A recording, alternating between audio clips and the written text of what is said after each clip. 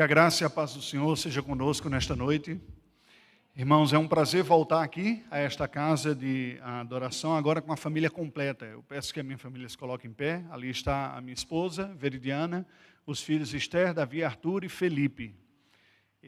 Então, grave esses rostos aí e eu peço que vocês, por gentileza, nos incluam em suas orações. O nosso propósito é, no início do próximo ano, regressarmos ao campo missionário transcultural, agora na região da América Central, a partir do Panamá. Então, por gentileza, ore para Deus prover os recursos, as parcerias necessárias que ainda nos faltam para nós irmos ao campo e assim podermos nos dirigir. Eu costumo dizer para algumas pessoas o seguinte: nós temos uma só vida e precisamos ser sábios em administrá-la para a glória de Deus. O desejo do meu coração e é o sentimento que é compartilhado pela família, é que nós possamos servir nesse contexto onde há uma carência maior da exposição bíblica, do conhecimento bíblico. Entendo que é um privilégio e você pode participar conosco neste apoio. Pela manhã eu acabei não comentando, mas nós temos também, depois que veio a pandemia, todo mundo teve que virar, de alguma forma, conhecedor das mídias sociais, né? Então, a gente também começou a disponibilizar, nós assumimos a parte dos estudos lá na primeira igreja, pelo menos aquelas partes que eram transmitidas, e assim você pode encontrar, se tiver interesse, conhecer um pouco mais de outros estudos que nós demos sobre missões. Há uma playlist no meu canal, chama Rai Montenegro, no YouTube. Você vai encontrar uma série de estudos sobre missões, missões transculturais, evangelismo local. Há um outro que são segmentos devocionais diários, que durante um ano nós mandamos. Então, 7 minutos devocional, você ouve de manhã, não é? E assim você pode ser edificado também. Alguns voltados mais para a evangelização, para passar para outras pessoas a apresentação da fé, passo a passo. Um outro segmento só como teologia, Confissão de Fé de Westminster, todo o breve catecismo meditado com 7 minutos por dia. Então você também tem a oportunidade de reciclar sua mente. Enfim, nós procuramos servir dentro desse contexto novo, né, em que as pessoas ficaram privadas, mas a continuidade ficou. Há uma exposição completa do livro de Gênesis, todo ele, desde o primeiro versículo até o último versículo, você pode ouvir mensagens. Então fica a dica aí também. Irmãos queridos, nós chegamos nesta noite, neste momento, para ouvirmos a ministração da palavra do Senhor, falando sobre a quarta das doutrinas da graça, chamada, dentro do acróstico TULIP, a graça irresistível, chamada graça irresistível. Se nós nos recordarmos agora, nós podemos dizer que a primeira delas, a depravação total, mostra o ser humano no seu estado de miséria, pela consequência do pecado. Realidade na qual não se desfruta a graça da redenção, como é o homem sem a graça da redenção na vida dele. Depois nós chegamos na uma eleição incondicional, que destaca a ação de Deus o Pai em ter eleito desde toda a eternidade um povo para si. Depois nós chegamos à expiação limitada, que enfatiza a ação de Deus o Filho, em entregar a sua vida por aqueles que vai resgatar oportunamente. Hoje, nós vamos ver como a palavra de Deus aborda a ação de Deus, o Espírito, que é a graça irresistível. É a atuação, portanto, do Espírito Santo na vida da igreja. E o último dele, que é a perseverança dos santos, dando um spoiler para quem vai falar depois, vai falar da atuação do Pai, do Filho e do Espírito Santo. Os três preservando a igreja. O Pai guardando, o Filho também guardando e o Espírito também. Então, os três estão presentes. Vocês percebem que há uma coerência e uma evolução nesses ensinamentos, desde a ausência da graça redentora até a sua ação geral. Eu lhe convido para você abrir a palavra de Deus na carta de Paulo aos Colossenses. Como não se trata de um estudo temático, mas sim de uma pregação, nós vamos nos basear em uma passagem bíblica.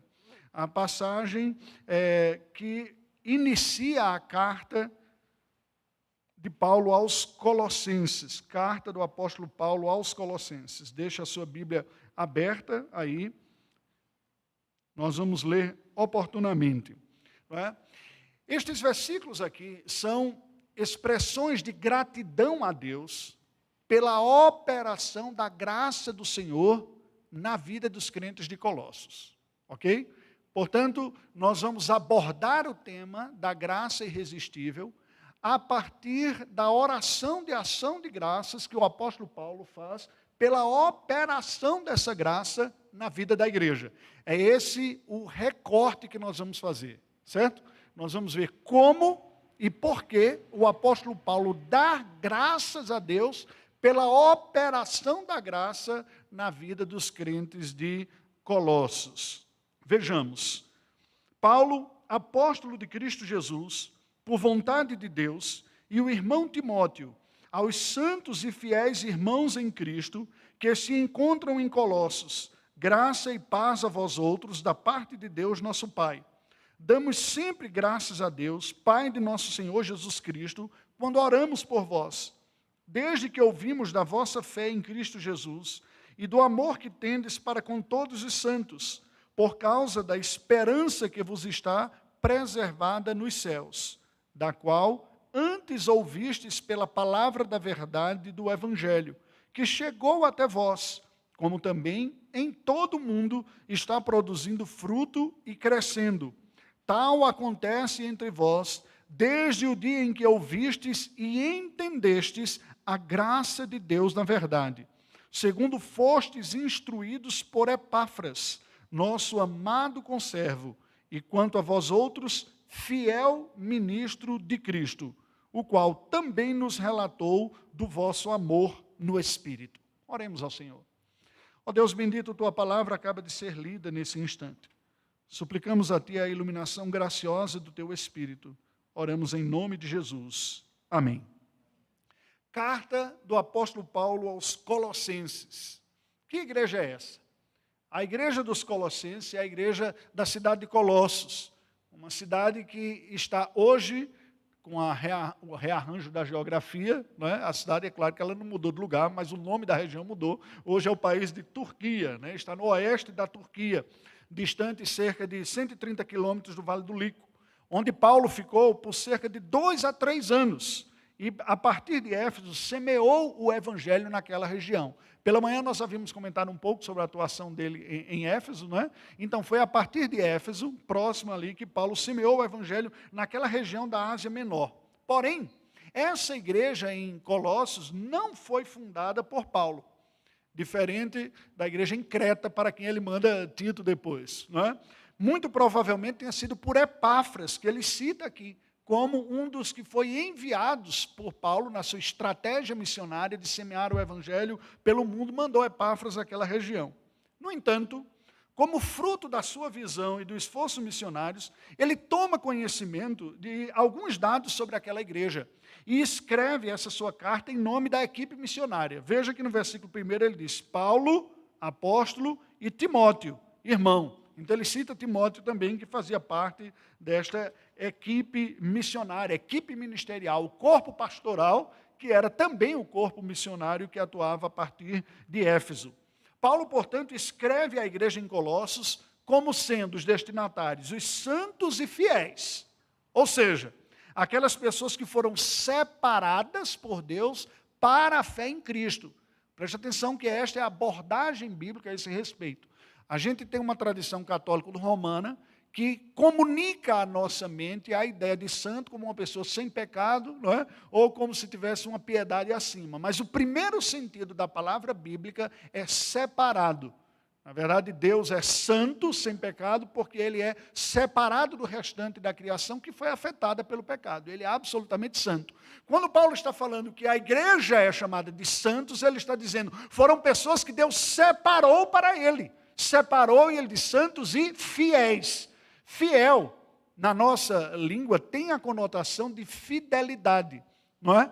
No entanto, na língua grega tem essa conotação também, mas tem um outro aspecto que é o depositário da fé. Ele é fiel porque ele tem fé, ele tem a fé em Deus. Então veja, a fidelidade faz parte, é fruto do Espírito, mas em primeiro lugar, nós somos chamados fiéis porque nós cremos, nós temos a fé em Deus. Veja que estas coisas, de novo, estão conectadas. Paulo está dizendo que o Senhor Deus separou um povo para ter fé nele. Esse é um ponto que ele está dizendo aqui.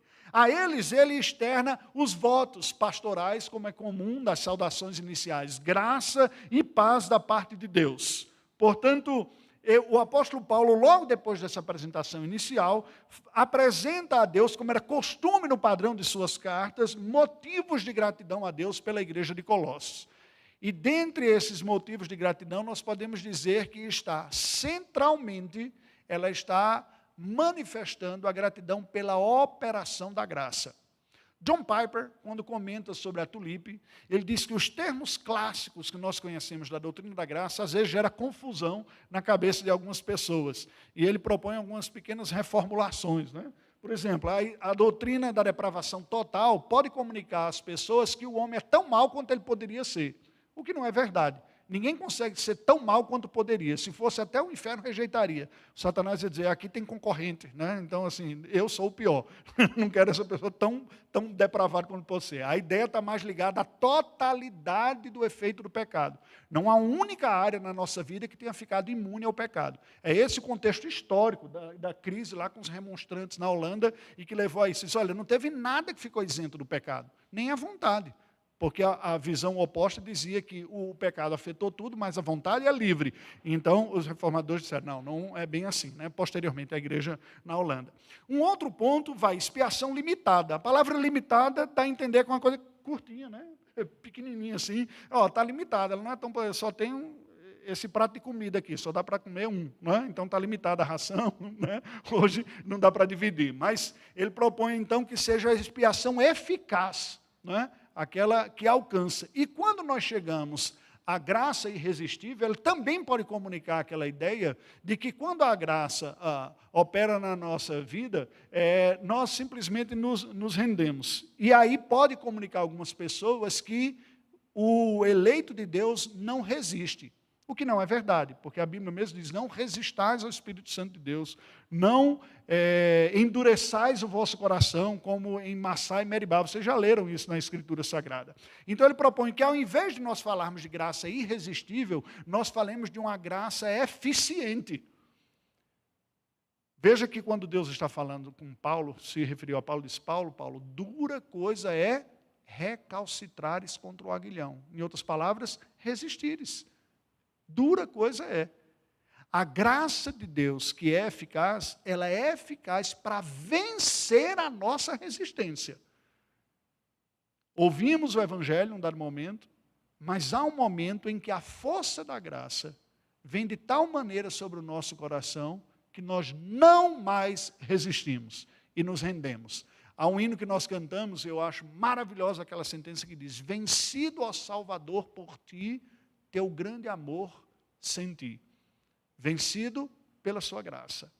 Então, sendo assim, eu proponho que a gente olhe este tema da graça irresistível, pensando como graça eficiente, a que venceu, inclusive, as nossas resistências.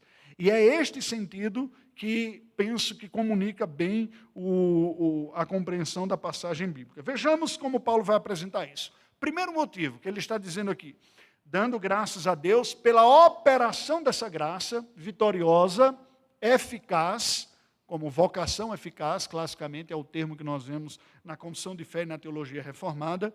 E Paulo nos apresenta o primeiro motivo de gratidão a Deus pela operação da graça, é porque a graça que é eficaz, ela produz frutos eternos. Para você perceber se alguém foi alcançado por esta graça, que é eficaz, que é irresistível, em algum momento vence nossa resistência, você consegue verificar pelos frutos dela. Veja como Paulo descreve isso aí, no versículo 3, 4 e o início do versículo 5. Ele vai dizer, damos sempre graças a Deus Pai de nosso Senhor Jesus Cristo, quando oramos por vós. O que ele está dizendo? Havia algo na vida do apóstolo Paulo que está presente em suas cartas, que era uma constante oração pela igreja. Uma prática pastoral, uma prática espiritual comum em quem se vê a autoridade ou responsável pela vida de outras pessoas. Certamente os pais oram pelos filhos, o pastor ora pelo rebanho, o professor da escola dominical ora pelos seus alunos da escola dominical. Paulo, então, como coordenador da equipe missionária, orava pela igreja de Colossos. É uma prática comum. E Paulo inicia a sua carta afirmando quais são os motivos de sua oração de gratidão. Vejamos, versículo 4. Desde que ouvimos da vossa fé em Cristo Jesus e do amor que tendes para com todos os santos. E verso 5, por causa da esperança que vos está preservada nos céus. Há 3 motivos de gratidão a Deus aqui, pela operação da graça na vida dos colossos. Quais são? Os conhecidos: amor, esperança e fé. Lembra quando ele escreve a carta aos Coríntios, que diz, olha, tudo isso aqui vai passar, mas vai permanecer a fé, a esperança e o amor. Por quê, queridos? Porque fé, esperança e amor são frutos da graça eficaz de Deus na vida dos eleitos. Só terão fé, esperança e amor aqueles em quem o Espírito Santo trabalha de forma eficaz para alcançar, para trazê-los. Então a evidência da ação do Espírito Santo de Deus é precisamente esses frutos de que comunica essa graça eterna. Paulo agradece pelo que ele ouviu a respeito dos colossenses. Foi que ele ouviu muita coisa sobre a vida deles, onde eles estavam, mas ele destaca nesta oração a fé em Jesus Cristo. Por quê? Preste atenção. Por que nós oramos orações de gratidão? Só faz sentido você expressar gratidão quando você reconhece que recebeu um presente. Não é verdade?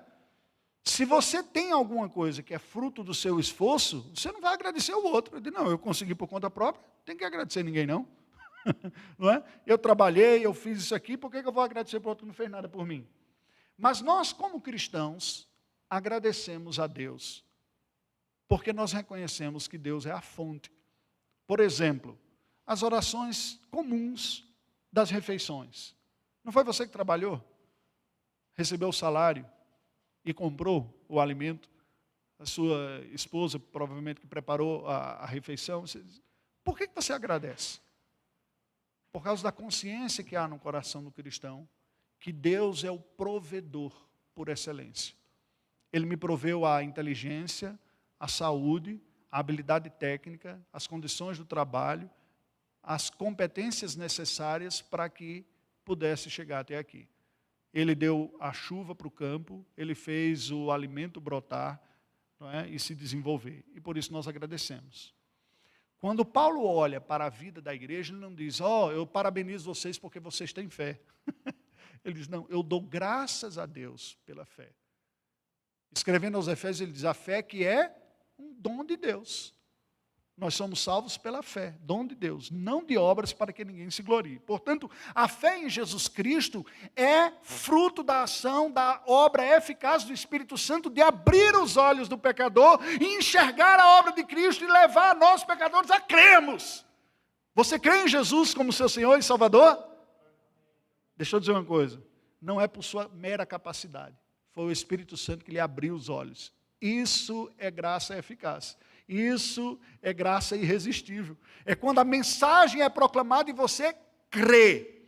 Mas ele diz mais. Segundo, pelo amor para com todos os santos. Por que é motivo de oração de gratidão a Deus o amor para com todos os santos? Porque naturalmente nós somos egoístas e não amorosos. Naturalmente, pelo pecado, depravação total, primeiro ponto que vocês viram lá, nós pensamos primeiro em nós. Quando Paulo olha para os colossenses, ele diz o seguinte, vocês têm amor. Eu tenho ouvido notícia de vocês e como o evangelho alcançou suas vidas.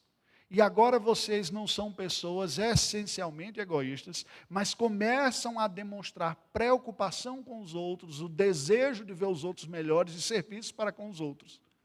Quando o amor opera para com a igreja, para com os santos, para com os irmãos na fé, quando eu tenho prazer na comunhão dos irmãos, quando eu quero ver os irmãos melhores, irmãos e irmãs em Cristo, quando eu sinto saudades da comunhão da igreja, quando eu sinto falta, quando nós comentávamos de manhã, isso é um sinal evidente da graça eficaz. Por quê? Porque naturalmente não é esse o sentimento nosso. Portanto, se há em nosso coração amor para com os outros que são irmãos na fé, é sinal de que a graça de Deus operou. Você tem amor para com seu irmão e sua irmã em Cristo? Tem? Você sente prazer na comunhão com Deus, de reencontrar outras pessoas que assim como você crê em Deus, tem isso? Esse sinal de desejar o bem daqueles que são seus próximos, mas especialmente a alegria, o prazer de sentir parte da igreja, do corpo de Cristo, é obra eficaz do Espírito Santo na vida do pecador. Porque sem essa obra do Espírito, são outros os prazeres que dominarão o nosso coração, não o prazer da santa comunhão da igreja, o amor para com os santos. Fé em Jesus Cristo, amor para com todos os santos. E terceiro, nós comentamos um pouco de manhã, eu vou falar mais rapidamente aqui. A esperança que está reservada nos céus. Veja que é parte da fé cristã e parte da obra eficaz do Espírito Santo nos dá a fé na obra de Cristo, amor para com os irmãos e a convicção do que Deus nos preparou. A esperança, diz o texto, que está reservada nos céus. A certeza de que ao terminar esta vida aqui, inicia a eternidade na presença do Senhor. Você acredita nisso?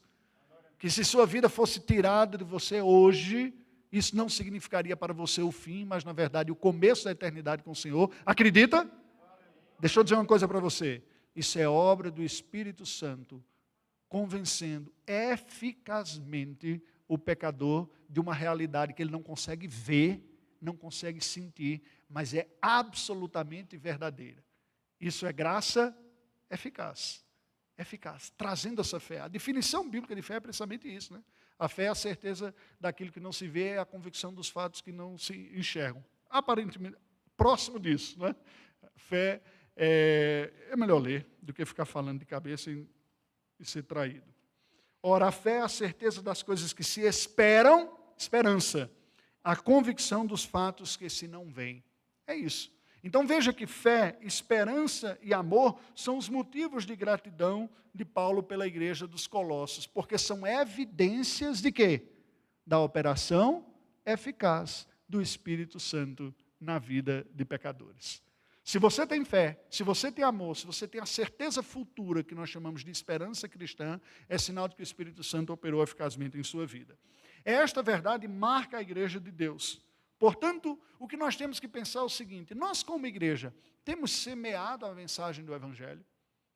Como igreja, você tem, como cristão, como testemunha de Cristo, você tem cultivado a comunhão e o amor com outras pessoas?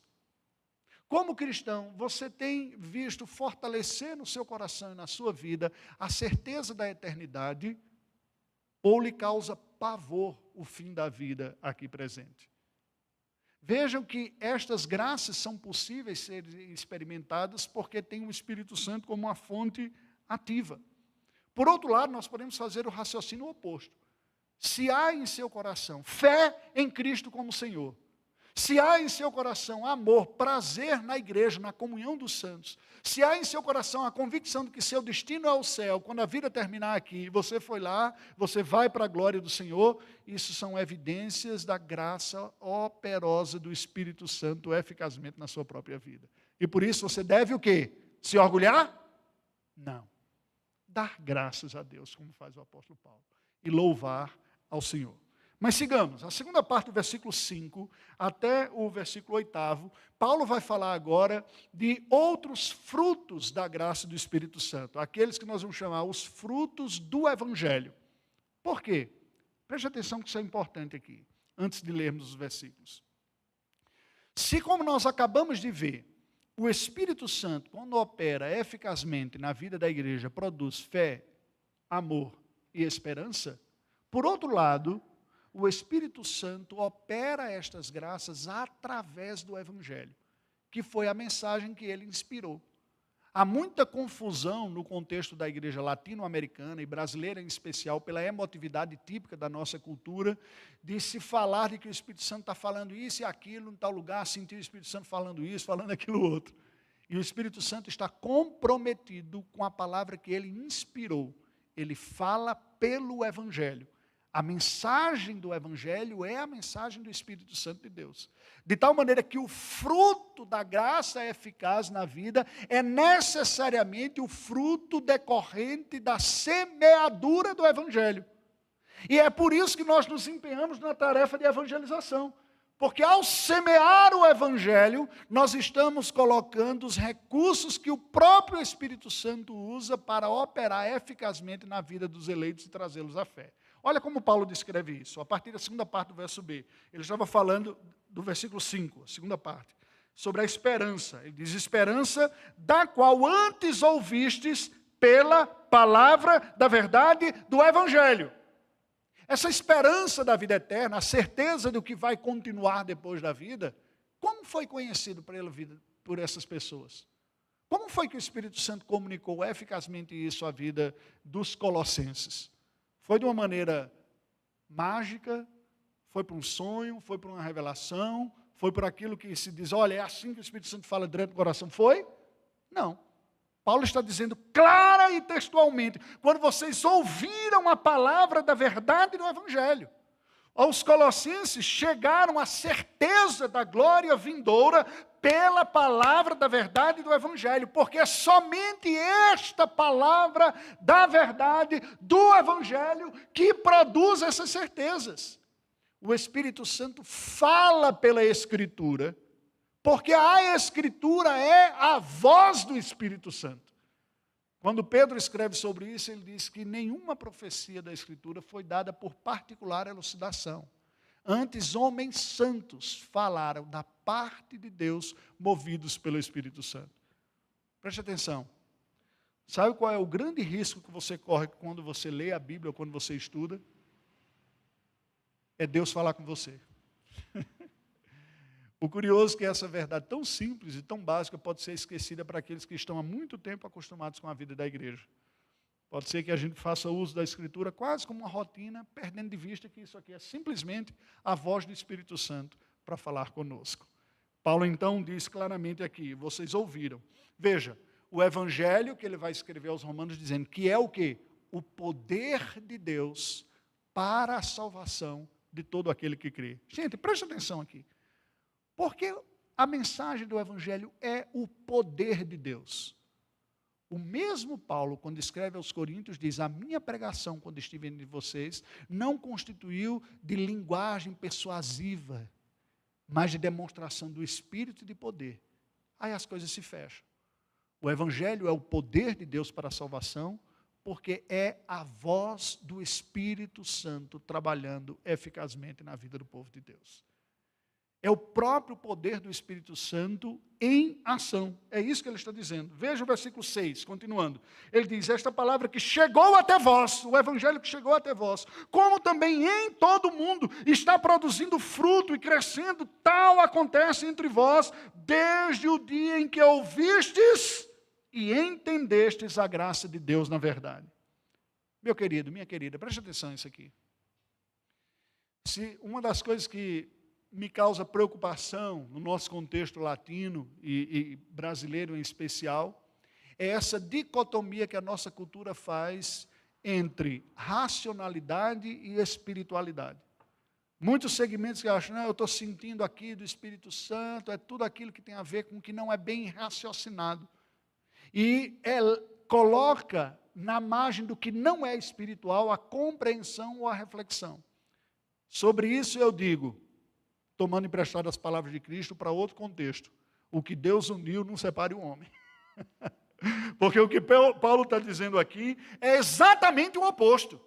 Porque ele diz, este evangelho do poder chegou até vocês, assim como em todo o mundo está chegando e produzindo fruto e crescendo. Como é que o evangelho, que é o poder de Deus para a salvação, o poder do Espírito Santo para alcançar pessoas, está trabalhando? Ele diz, está trabalhando desde o primeiro dia que vocês ouviram e entenderam a graça de Deus na verdade. Vocês lembram da parábola do semeador contada pelo Senhor Jesus Cristo? Aquelas sementes que ficaram na beira do caminho. Jesus, quando vai explicar, disse, esses são aqueles que ouvindo a palavra não a entendem. Vem o diabo e rouba. E em contraste completo, lá no final, a boa terra, ele diz, esses são aqueles que ouvindo a palavra entenderam. E ela então produz fruto. A compreensão do evangelho que gera convicção só é possível pela graça eficaz do Espírito Santo. Nós explicamos e devemos explicar e entender e buscar compreender racionalmente, porque Deus fala a seres racionais de forma racional.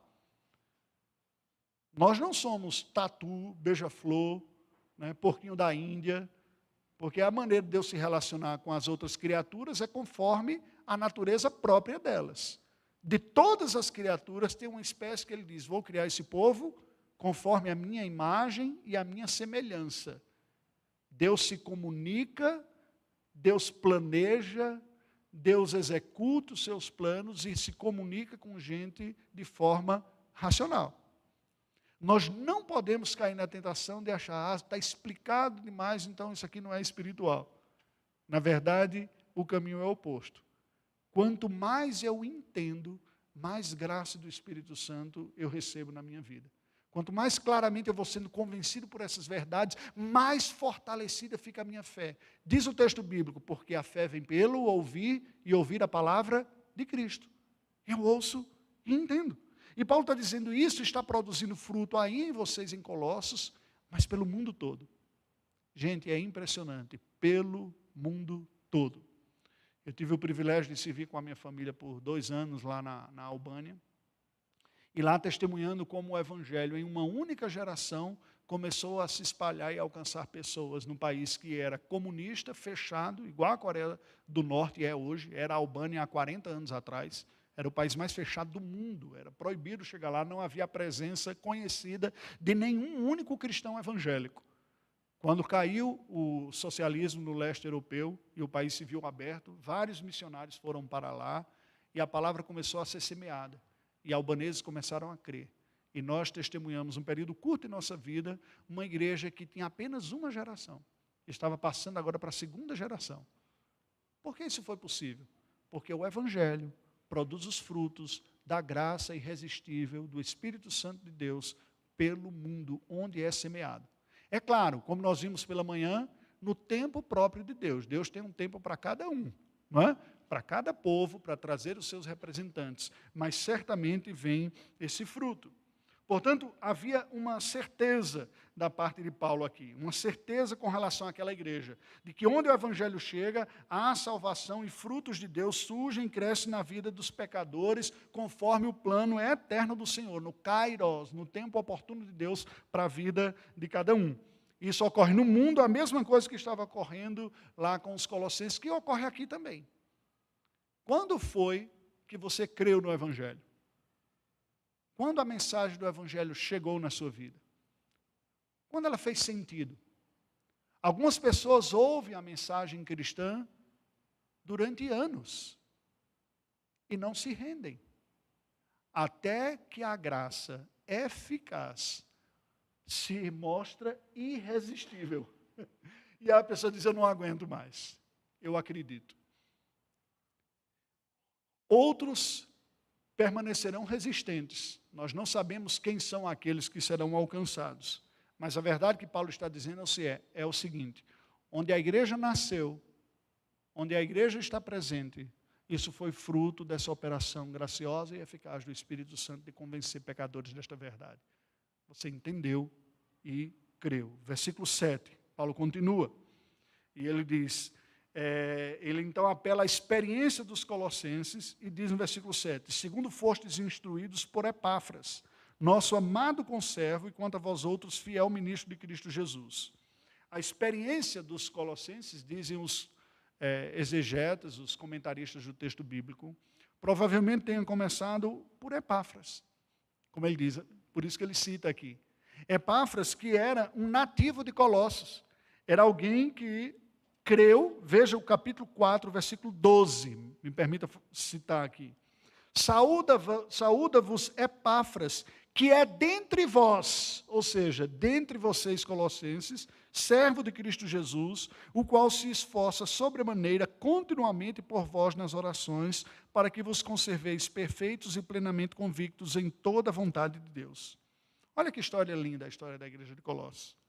Um dos colossenses crê no Evangelho, ouve o Evangelho, crê no Evangelho, é salvo, volta para a sua cidade, para o meio do seu povo, e começa a falar do Evangelho para os seus patrícios, para os seus compatriotas.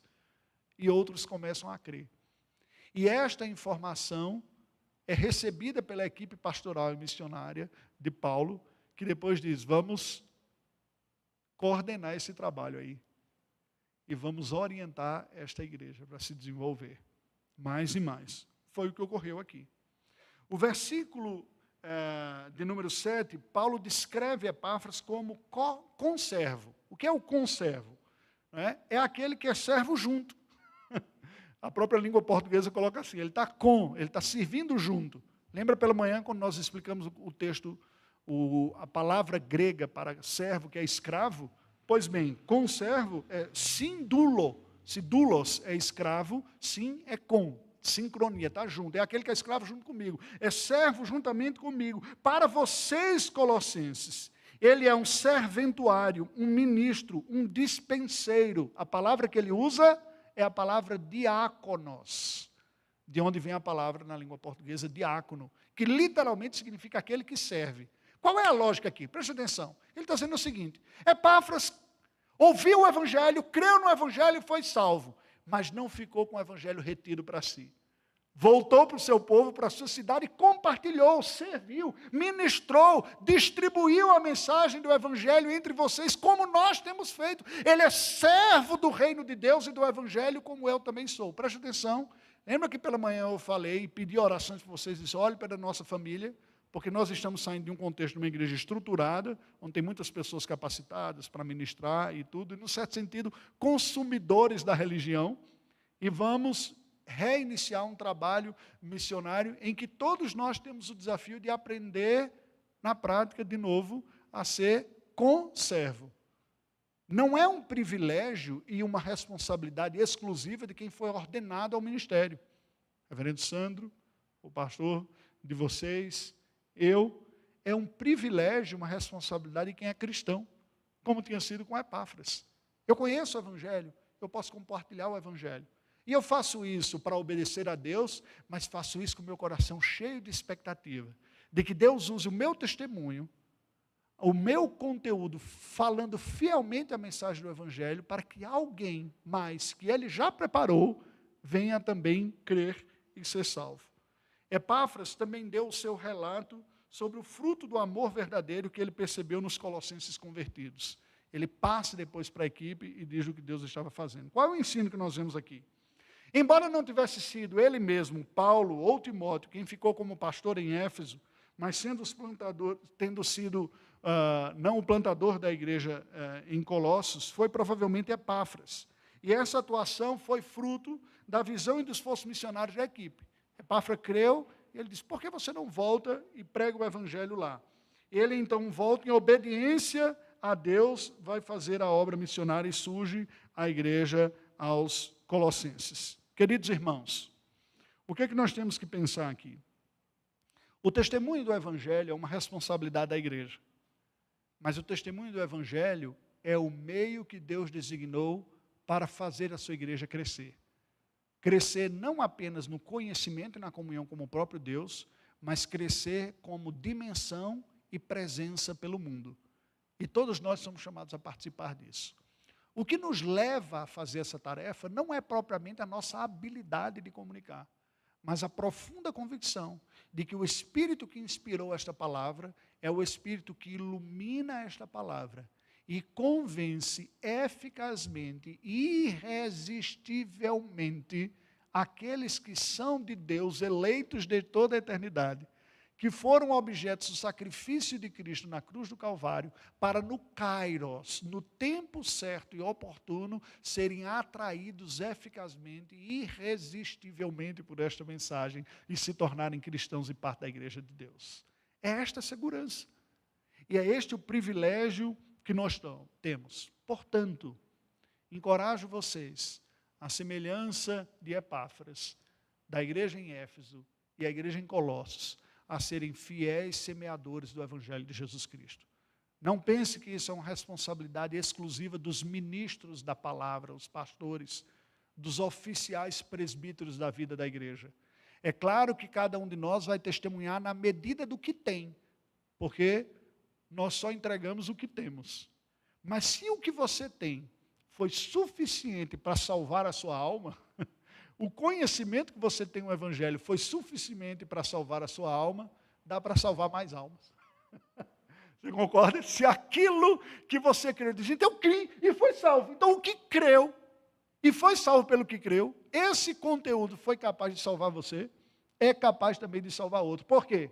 Porque é o próprio poder de Deus que o Espírito Santo usa para converter outras pessoas. Concluindo, meus queridos, nós vimos que os motivos pelos quais o apóstolo Paulo agradecia a Deus pela igreja de Colossos foram precisamente os frutos da graça divina. Frutos eternos, fé, amor e esperança, frutos do Evangelho, da crença do Evangelho e a transformação do Evangelho. E este é o motivo pelo qual todos nós agradecemos pela igreja do Senhor. Não há motivo de vanglória, de orgulho em nenhum cristão por crer. Nós não somos melhores do que aqueles que ainda não creem. Nós apenas fomos conquistados, convencidos e vencidos por uma graça que foi tão forte em nossa vida que nós não aguentamos mais resistir. E nós dizemos, resisti durante muito tempo, não aguento mais não. É irresistível esse amor, como disse Jeremias, com amor eterno te amei, por isso com benignidade te atraí. Senhor, converte-nos, diz Jeremias também, e seremos convertidos. É esta verdade que deve estar em nosso coração. Orar para a expansão do Evangelho, orar pela pregação do Evangelho é um dever, mas testemunhar também. Ore por nós, como família, que estamos num novo projeto missionário, Deus permitindo no início do próximo ano ir. Ore para que Deus nos capacite, nos dê coragem, habilidade, capacidade de adaptação, de aprendizado da língua, de cultura, de ajuste, para que uma igreja de Deus também se consolide e se fortaleça lá no Panamá, como ocorreu em Colossos. E que esta mesma graça, esse mesmo operar eficaz do Espírito Santo, ocorra aqui no bairro do Flamengo. Vamos orar ao Senhor nesse instante, curva a sua cabeça, vamos falar com Deus. Ó Deus bendito, nós te louvamos pelo Evangelho da graça, o teu poder para a salvação dos que creem. Te louvamos pela ação graciosa do Espírito, a ação que produz convicção de pecados, arrependimento sincero. A ação que nos leva à fé e à confiança na obra do teu Filho Jesus Cristo. Rogamos, ó Deus, que tu nos ajudes a sermos fiéis despenseiros da mensagem do Evangelho em nossa geração, desde onde nós estamos, a partir dos nossos círculos de amizade e influência, e até os confins da terra, como tu requeres da tua igreja. Abençoe este conselho, abençoe, ó Deus, os membros desta igreja, abençoe-nos como tua igreja, na ministração da palavra, enquanto nos dás a alegria de ver os frutos da ação eficaz do teu Espírito produzido na vida dos eleitos. Oramos em nome de Jesus. Amém, Senhor Deus.